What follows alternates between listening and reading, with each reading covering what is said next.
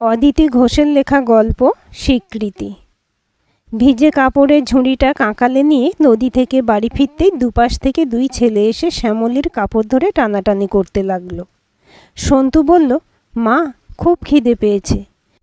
ঠাকমার কাছে খেতে চাইলাম। ঠাকমা বলল, খাবার কিছু নেই ঘরে, আমাকে চিবিয়ে চিবিয়ে খা। অন্তু কাঁদতে কাঁদতে বলল, ও মা, আমার পেটে লাগছে খুব।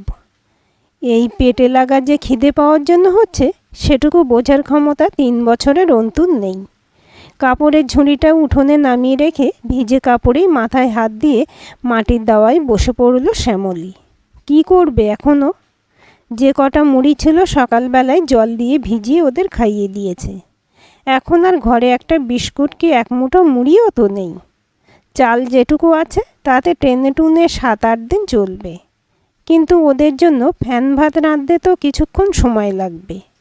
ততক্ষণ খিদের জ্বালা সহ্য করবে কি করে ওরা? শাশুড়ি সরলাবালা রাস্তার কল থেকে জল আনতে গিয়েছিল।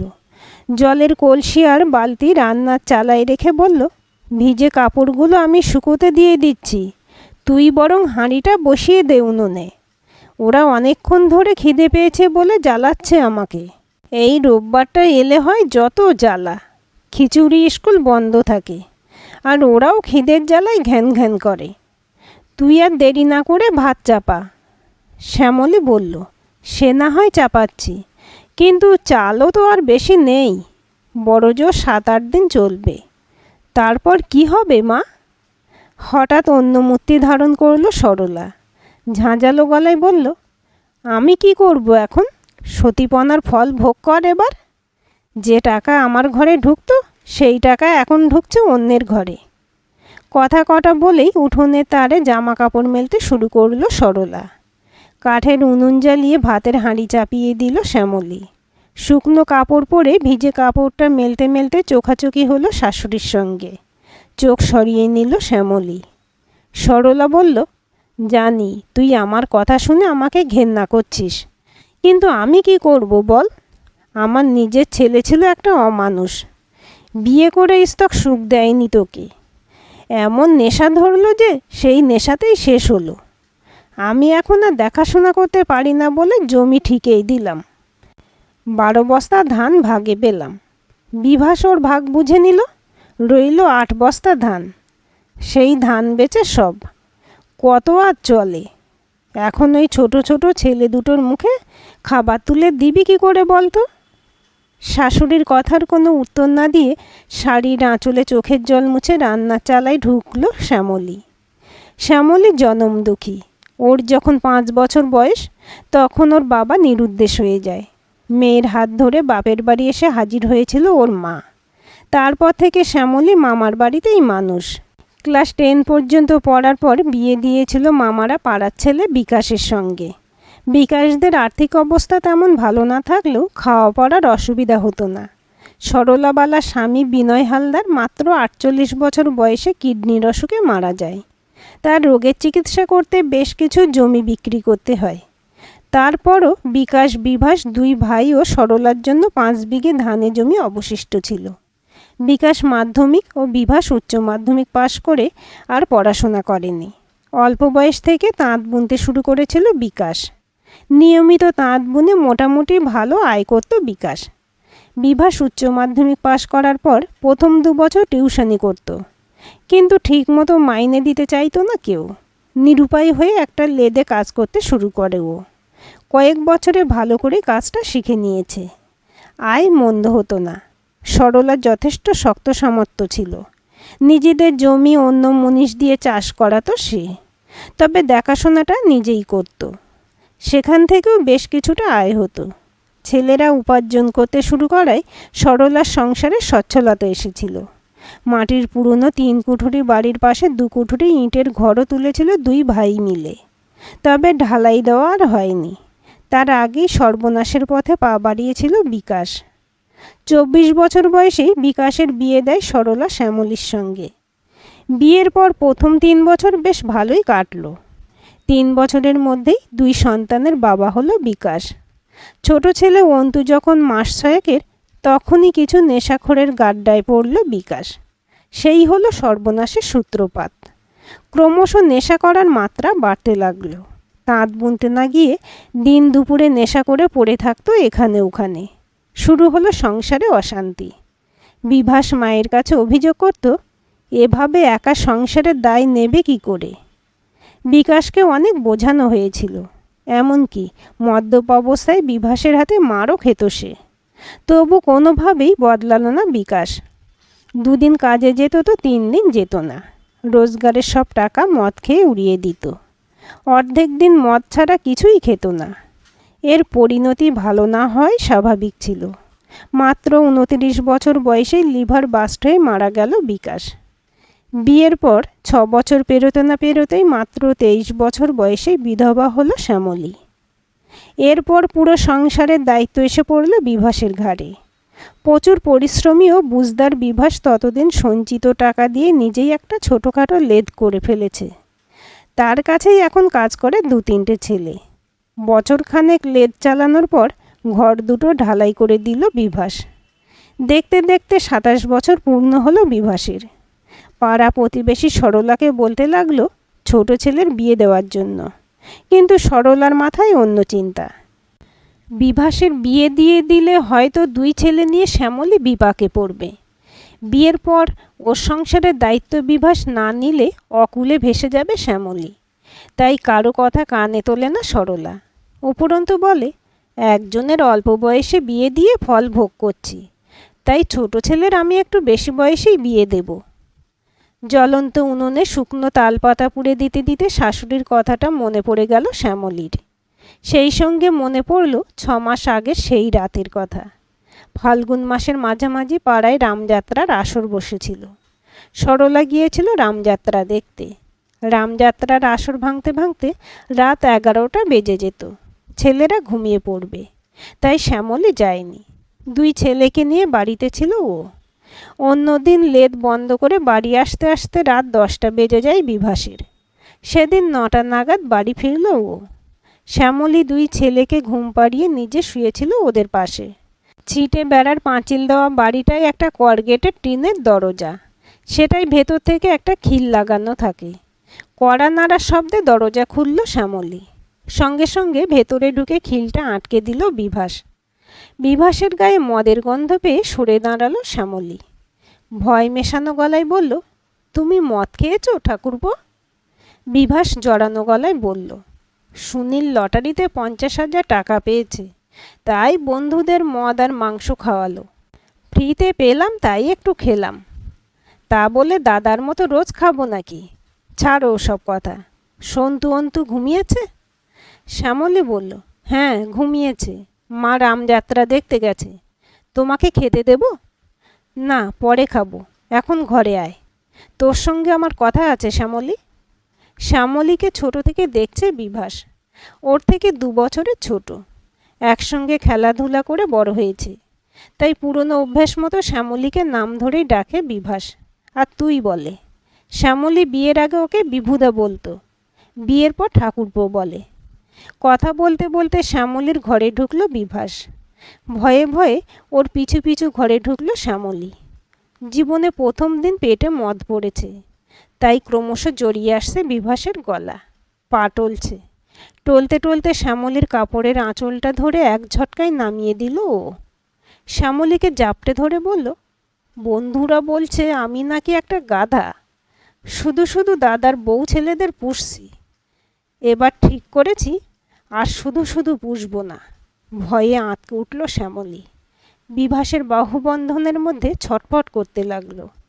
কথা বলতে বলতেই শ্যামলীর ব্লাউজের হুক খুলতে গেল বিভাস। সর্বশক্তি প্রয়োগ করে ওকে ধাক্কা দিয়ে সরিয়ে দিল শ্যামলী। বলল, ছি, লজ্জা করে না তোমার? আমি তোমার দাদার বউ, আমার সঙ্গে এমন করতে পারো না তুমি। বিভাস জড়ানো গলায় বলল, অত সতীপনা দেখাস না, কাছে আয়। শ্যামলী ঝাঁঝালো গলায় বলল, কখনো না।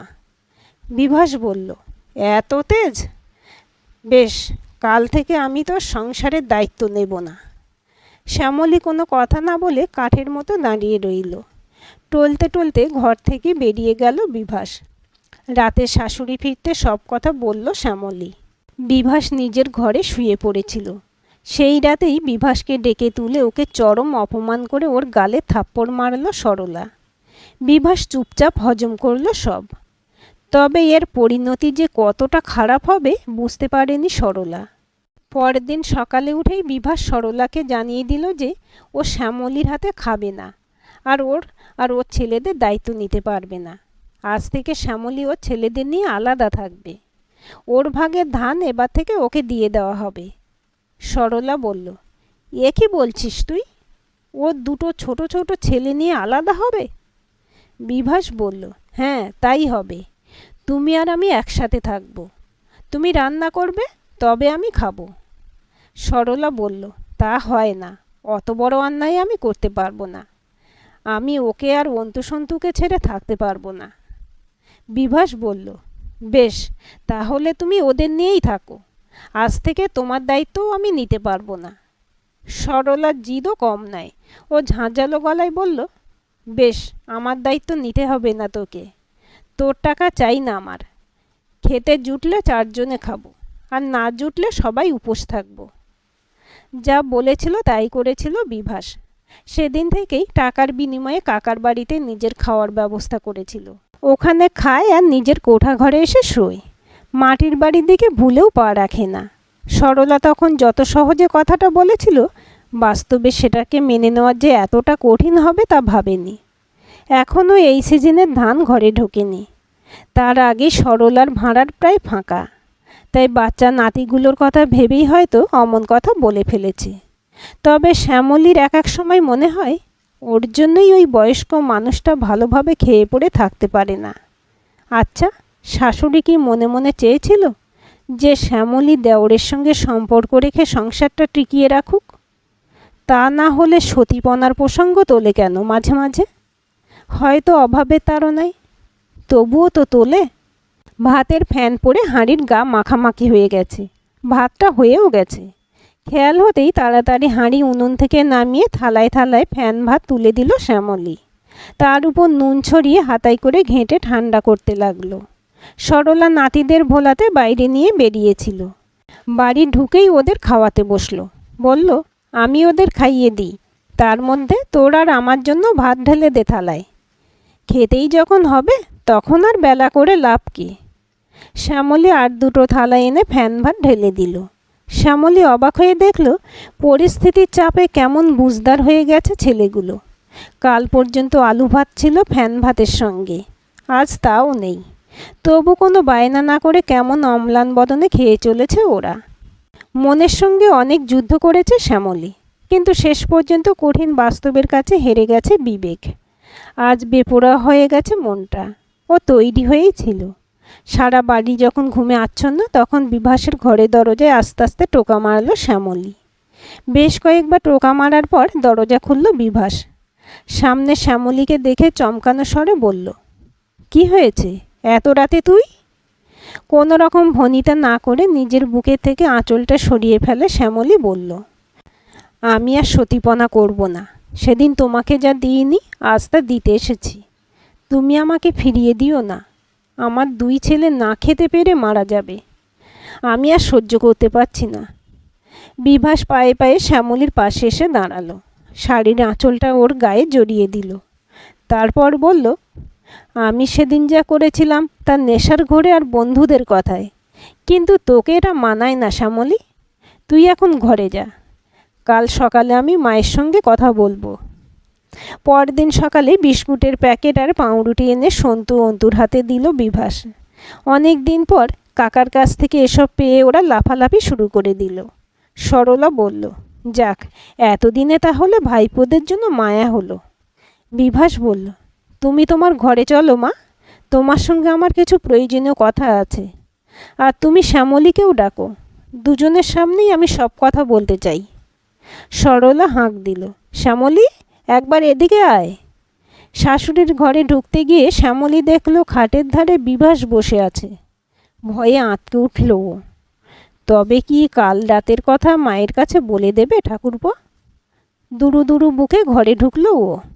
বিভাস বলল, আমি এবার বিয়ে করতে চাই। সরলা বিরক্তি উগলে বলল, তুই তো আমাদের সঙ্গে সম্পর্কই রাখিসনি, তাহলে তোর বিয়ের কথা আমাদের বলে কি হবে? তুই বরং তোর কাকা কাকিদের বল। এখন তো ওখানেই খাওয়া দাওয়া করিস তুই, ওরাই সব ব্যবস্থা করবে।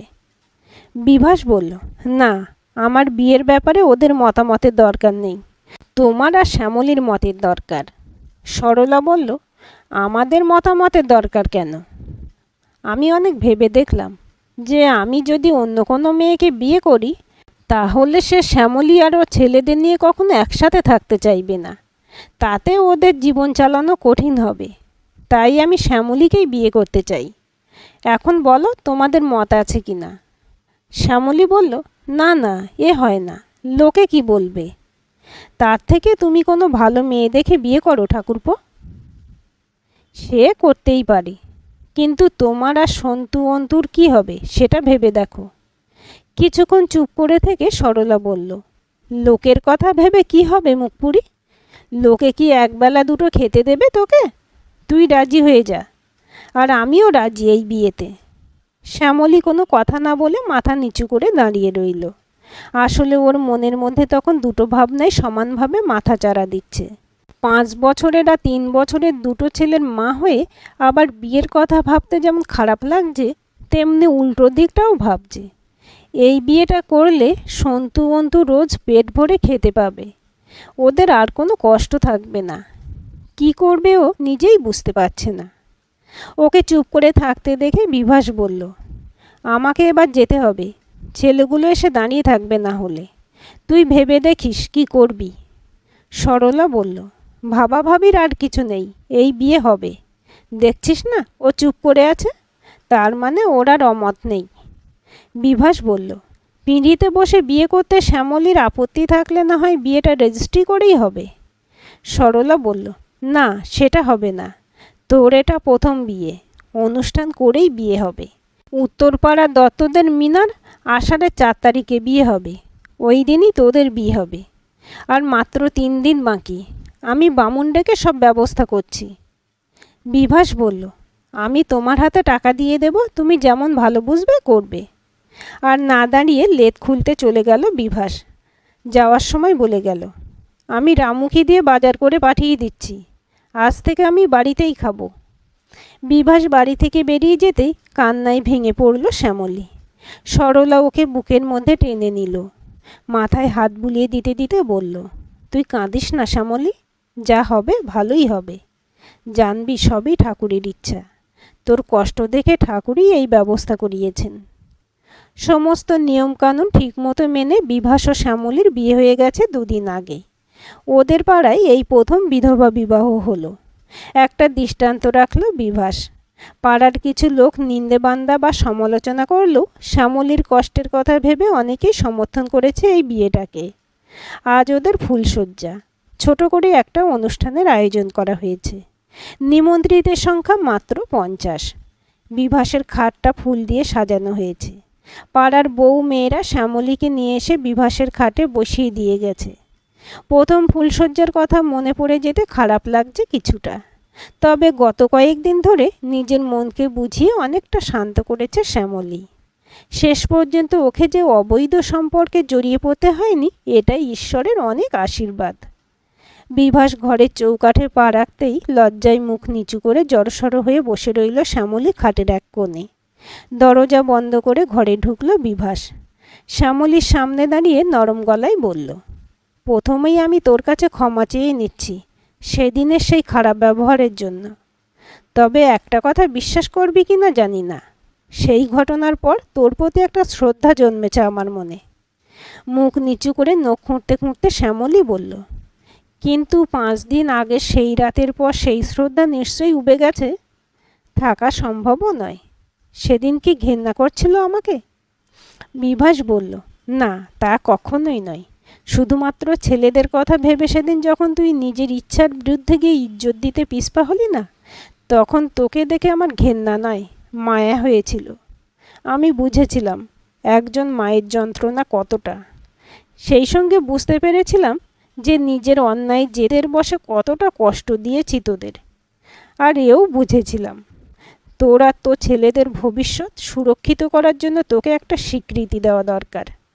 তখনই সিদ্ধান্ত নিলাম তোকে স্ত্রীর সম্মান দিয়ে নিজের করে নেব। তুই এই বিয়েতে খুশি হয়েছিস তো? শ্যামলী আবেগতাড়িত গলায় বলল, আমার মতো একটা বিধবাকে তুমি স্ত্রীর স্বীকৃতি দিলে, এটা আমার পরম পাওয়া। আমার জন্য তুমি যা করলে তার মূল্য দেওয়ার সাধ্য আমার আছে কি না জানি না, তবে আপ্রাণ চেষ্টা করব জীবনের শেষ দিন পর্যন্ত। আমি এখন মনের দিক থেকে তৈরি। তোমার কাছে নিজেকে সঁপে দিতে আমার আর কোনো বাধা নেই।